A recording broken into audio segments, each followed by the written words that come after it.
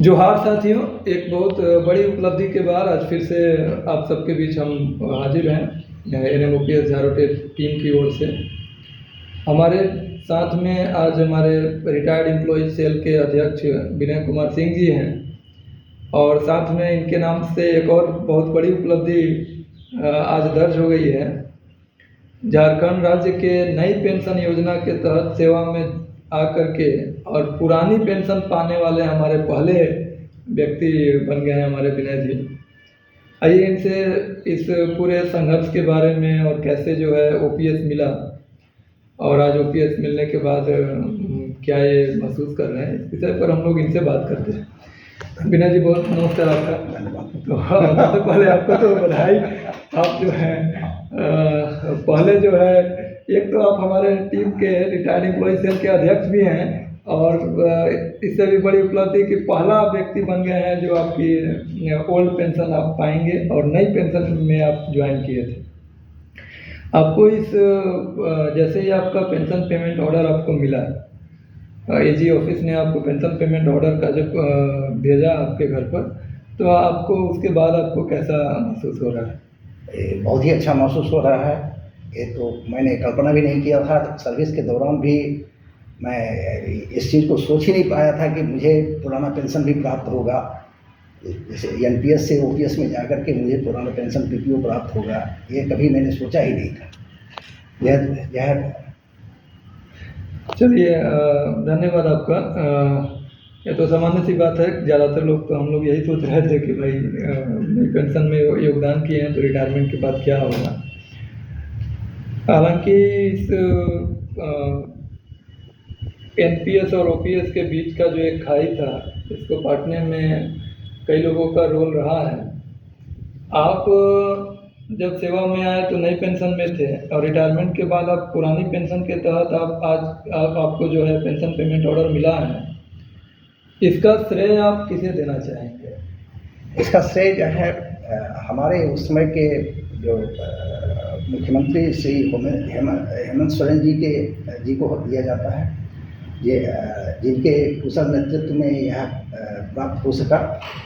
और झारोटेट NOPS के सभी सदस्यों को, खास करके अध्यक्ष एवं सभी सदस्यों को जो हम धन्यवाद देते हैं कि जिनकी जो है कार्यकुशलता के चलते आज जो है मुझे जो है एक पुराना पेंशन प्राप्त हुआ। चलिए, बहुत बहुत धन्यवाद आपका।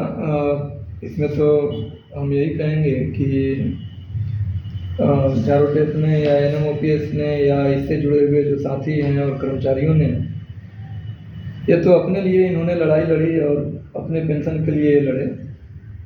लेकिन सबसे बड़ी बात है कि राज्य का उस समय के मुखिया हेमंत सोरेन जी ने, उन्होंने हमें पुरानी पेंशन दिया। हम तो अपने लिए लड़ना था, हम लड़े, हमें भी मिला, उसमें आपको भी लाभ मिला।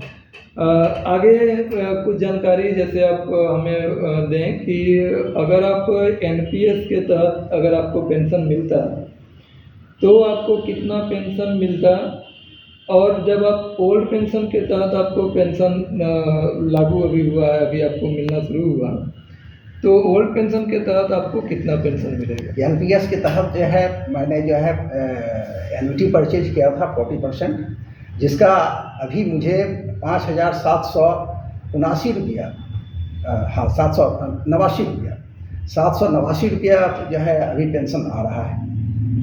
और अभी जब हमको नया PPO गया है तो इसके आधार पर अगर हमारा पेंशन बनेगा तो 43,675 रुपये बनेगा। ये बहुत बड़ी बात है। ये तो सही में ये तो बहुत बड़ा अंतर है अगर हम देखें तो।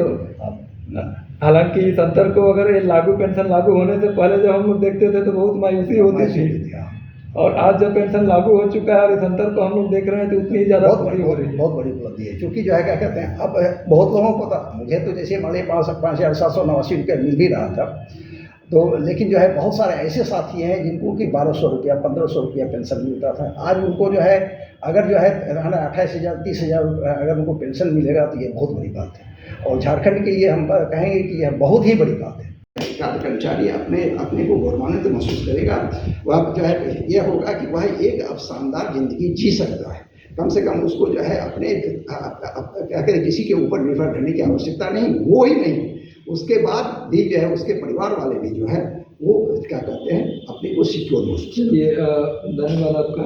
असल में अब आप किसी पर निर्भर नहीं रह गए, बल्कि आप अपने ऊपर कई लोगों को निर्भर रख सकते हैं। ये एकदम समझिए एनपीएस और ओपीएस में यही जो बेसिक जो अंतर है।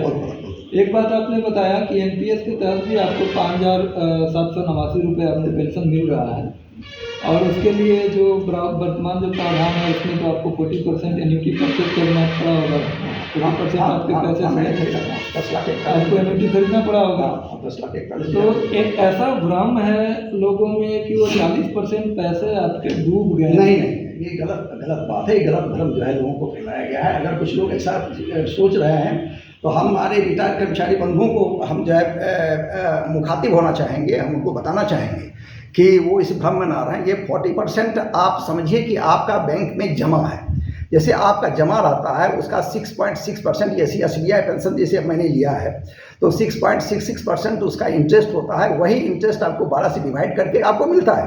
तो ये आप ये समझिए कि आप एफडी भी करते तो आपको जो है क्या कहते हैं ना % का आपको जो है क्या कहते हैं, अगर एफडी भी करते हैं आप अपने पैसे को तो आपको बैंक 7.5% या 8% देती, यहाँ आपको 6.66% मिलती है।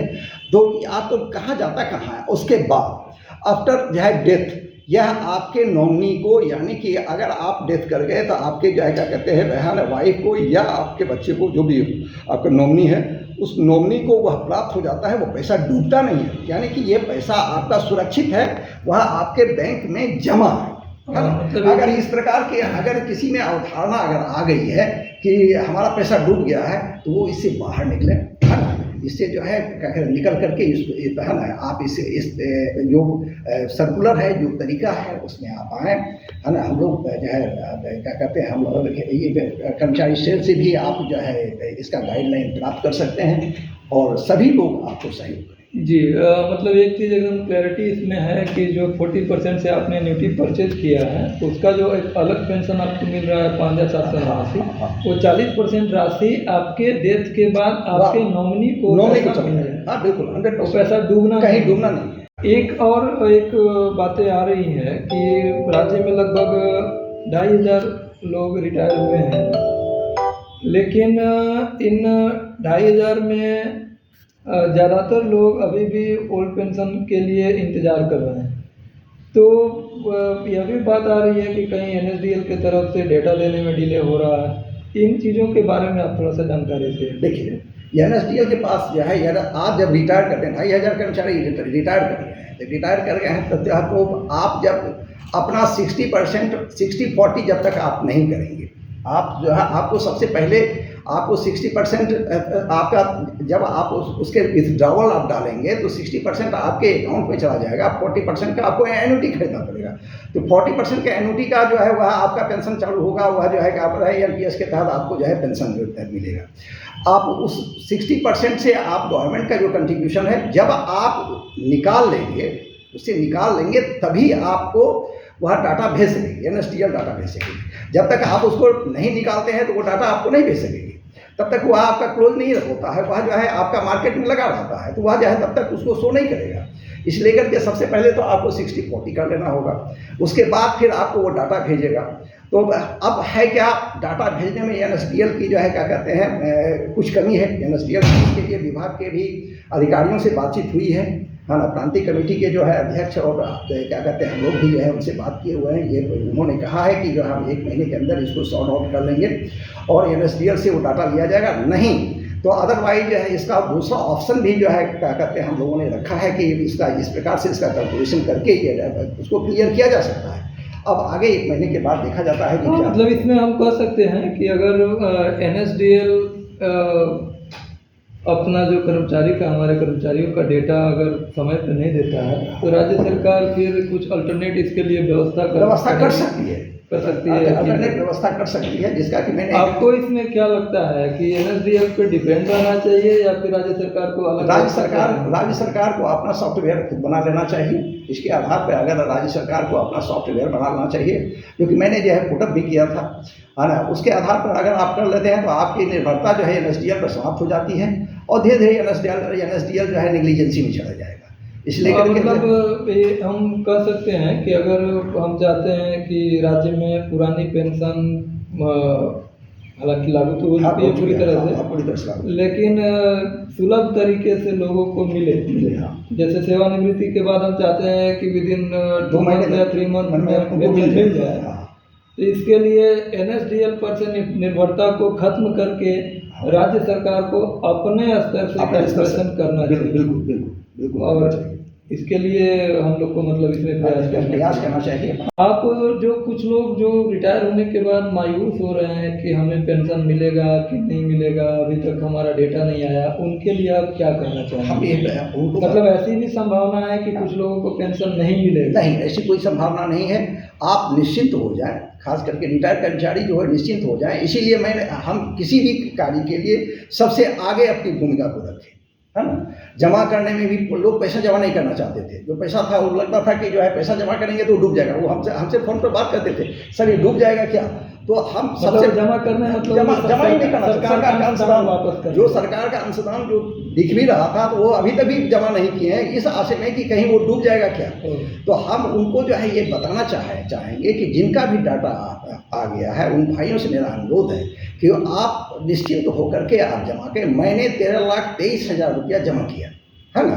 तो आप जो है आप सोचिए कि 13,23,000 हम यूं ही डूबने के लिए चले दे दिए क्या? हम सबसे पहले इसलिए हम इसको डाले और सबसे पहले आगे एक बार थोड़ा सा बीच में वो क्लियर कर दीजिए, 13,23,000 कौन सा पैसा है? गवर्नमेंट का कंट्रीब्यूशन है। गवर्नमेंट का कंट्रीब्यूशन गवर्नमेंट ने, जैसे कि आप जो है हम आपको ये क्लियर बता देते हैं। जैसे आप सर्विस में आते थे तो आपका पहले था कि 10% आपका कटता था और 10% जो है गवर्नमेंट देती है कंट्रीब्यूशन।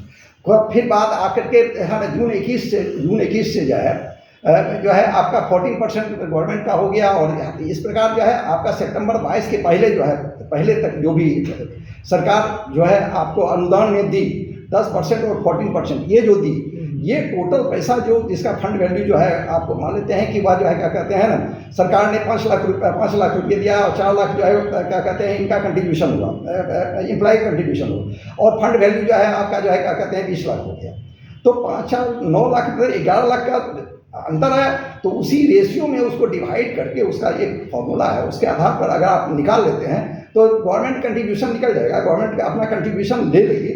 गवर्नमेंट एक साथ 2 पेंशन तो नहीं देगी ना, आपको 10% वो भी देगी और ये भी देगी, ऐसा तो नहीं हो सकता है। सरकार अगर ओल्ड पेंशन देना चाहती है तो आपको सरकार का जो पैसा आपको वापस करना, वही जो 13 लाख रुपए सरकार का पैसा था। बहुत धन्यवाद आपका। अभी हमारे बीच में एक और हमारे शख्सियत हैं और ये हमारे रिटायर्ड एम्प्लॉयज सेल के समन्वयक भी हैं। एक तरफ हमारे रिटायर्ड एम्प्लॉयज सेल के अध्यक्ष हैं और दूसरी तरफ हमारे रिटायर्ड एम्प्लॉयज सेल के राज्य समन्वयक हैं मिथिलेश कुमार सहाय जी। इन्होंने कोऑर्डिनेट किया उन रिटायर्ड लोगों के साथ जो ओल्ड पेंशन लागू होने से पहले भी सेवानिवृत्त हो चुके थे। उसमें से कई साथी तो रिटायरमेंट के बाद अपने गांव में, इवन जो है अगर झारखंड के वो नहीं है तो अपने राज्य में भी जा चुके थे। और हम लोग तो सपने में भी सोचते थे कि पेंशन मिल जाएगा, वो तो सपना में भी हमें नहीं लगता है कि सोचते होंगे, क्योंकि वो पेंशन लागू होने से पहले रिटायर हो चुके थे। सबको इन्होंने कलेक्ट किया, सबके साथ कोऑर्डिनेट किया और लगातार इन्होंने उनके साथ अपना जुड़ाव बनाए रखा और जो भी अड़चनें थी उनको दूर करने में भी काम हो रहा है। विनय जी, एक बार आप जो हैं उन लोगों के लिए जो अभी तक आपके संपर्क में नहीं है, अगर इस वीडियो के माध्यम से अगर उन तक आप पहुँचना चाहेंगे तो आप उन्हें क्या संदेश आप देना चाहेंगे? धन्यवाद सर। सबसे पहले तो मैं ये कहूँगा कि जब ये पुरानी पेंशन की व्यवस्था लागू हुई उस समय से आपके सुपरविजन, आपके मार्गदर्शन में ही हमने काम करना चालू किया और ढूंढ कर लोगों को इस संगठन से जोड़ा कि आप आइए, आपको पुराना पेंशन मिलेगा। शुरू में लोग फ्रॉड भी समझ रहे थे कि ये लोग कुछ दूसरा कर रहा है लगता है। लेकिन आज मुझे बहुत खुशी है कि हमारे सामने हमारे बीच में विनय कुमार सिंह जी हैं, जिन्हें आज झारखंड का पहला पीपीओ मिला है।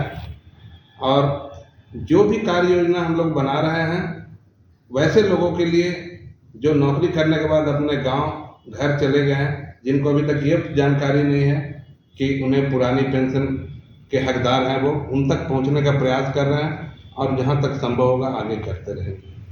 धन्यवाद। चलिए बहुत बहुत धन्यवाद आपका। आपको भी एक बार फिर से विनय जी बधाई पूरी टीम की ओर से। ठीक है, आप जो है अगर कहें तो युवाओं के परिश्रम से जो वृक्ष लगा और जिसने फल दिया, उस फल को चखने वाले तो पहले जो है व्यक्ति आप ही हैं। चलिए तो ये हमारे लिए एक बड़ी उपलब्धि है और बहुत खुशी की बात है कि होता क्या था कि बुजुर्ग जो है पौधा लगाते थे और बच्चे उसका फल खाते थे। तो आज बच्चा पौधा लगाया, ये आप कर सकते हैं। आपको फिर से एक बार बात होता है कि आप बच्चा चाहे फादर हो